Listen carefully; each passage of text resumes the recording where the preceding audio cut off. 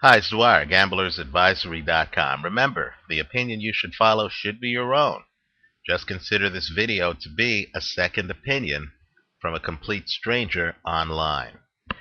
There is a fascinating fight. It's very interesting. It's a fight you need to know about. Taking place in Italy this weekend between two of Italy's best fighters. And they're both unbeaten. And it is for the EBU welterweight title. And it is between Leonard Bundu and Daniele Petrucci.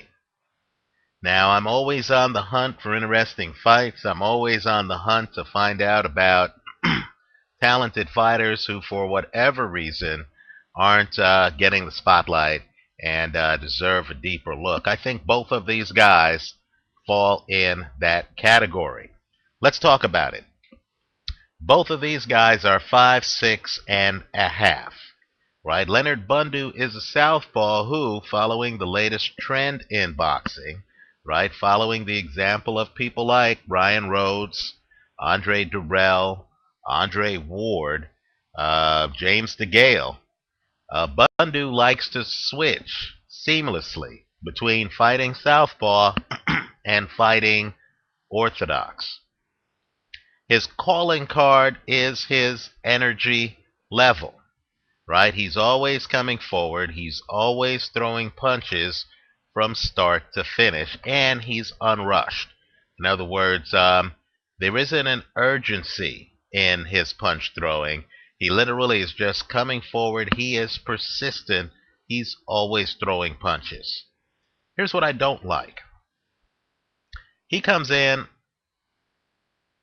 First off, his punches are arm punches. In other words, he's not getting a lot of leverage on his punches.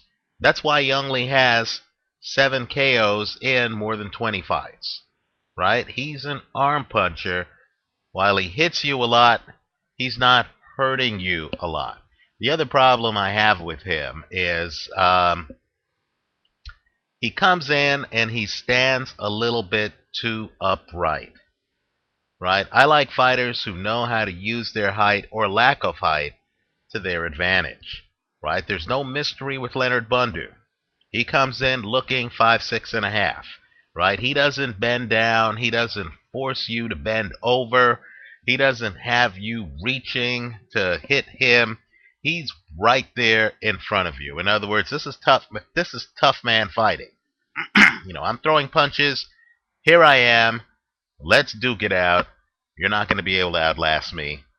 That's his attitude. Another problem I have with Leonard Bundu is take a look at the Horta fight, which is up on YouTube. You're going to see that Bundu, in my opinion, has a problem with not only height, which isn't an issue in this fight since both guys are 5'6.5". Bundu has a problem with not only height, he has a problem with movement. In other words, Horta, who I believe got robbed in that fight, I thought Horta won the fight. Horta is moving around the ring, and Bundu, in my opinion, just had a very hard time tracking him, not getting countered after the move, not, doing things to control the movement and to make it work against the mover. Right? Bundu isn't gifted when it comes to foot movement, right? The other thing, too, that's interesting in that fight is Bundu gets hit with a lot of jabs in that fight. For a guy who comes forward a lot, he seemed to get hit, in my opinion, more than he should. Let's talk about Daniele Petrucci. Petrucci, like Bundu, isn't gifted when it comes to foot speed. Also, Petrucci, while he looks like a slugger, he's a mid-range hooker.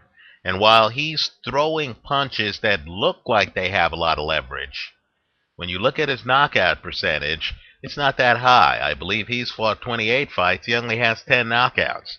In other words, that extra pop, that bang that separates very good fighters from world-class fighters seems to be missing in both of these guys. Neither of these guys is a pretty hard hitter.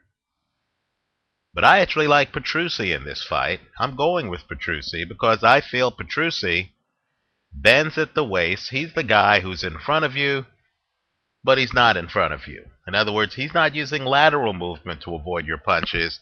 He's able to bend at the waist and duck down and keep you guessing, kind of like Paul McCluskey does. He's able to bend at the waist to roll with punches, take the sting out of punches, and also to hit you from odd angles.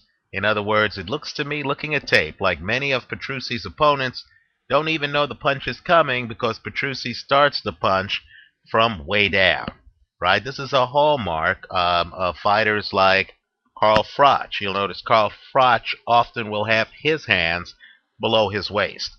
What these guys force you to do is these guys force you to kind of like look down, to try to find where their hands are. Because if you don't see their hands, then they're going to be able to hit you flush with power shots from outside the frame. Just like you can't see my hands right now, I believe that's how it looks to fighters in the ring when a fighter is able to keep his hands low and to bend down to hide when he's throwing power shots. I believe that's Petrucci's competitive advantage. So, you have the Energizer Bunny in Leonard Bundu taking on the guy who bends at the waist, doesn't have a lot of foot movement, but is a mid-range hooker who can kind of roll with punches, and throw hooks from odd angles. I actually like the hooker over the Energizer Bunny here. I like Petrucci. Petrucci, by the way, once knocked out Craig Watson in 3 rounds, right? I believe what he does is he catches guys by surprise because they cannot track the path of his punches, right? So I like Petrucci in this one. He just seems to me to be harder to hit and harder to figure out than Leonard Bundu. This is a very high-risk fight. Let me just repeat that. This is a very high-risk fight. Understand there are much easier fights to pick this weekend, fights that don't involve 2 unbeaten fighters. But, gambling's about risk management. And I thought I should give you my view on this fight. I'm going with Daniel Petrucci in this one. Let me know what you think. Leave your comments for me here on YouTube. Visit us at predictboxing.blogspot.com and gamblersadvisory.com, as well as theboxinggame.blogspot.com. Let me know where I'm wrong. Let me know where I'm right. And enjoy the fight. Thanks for watching.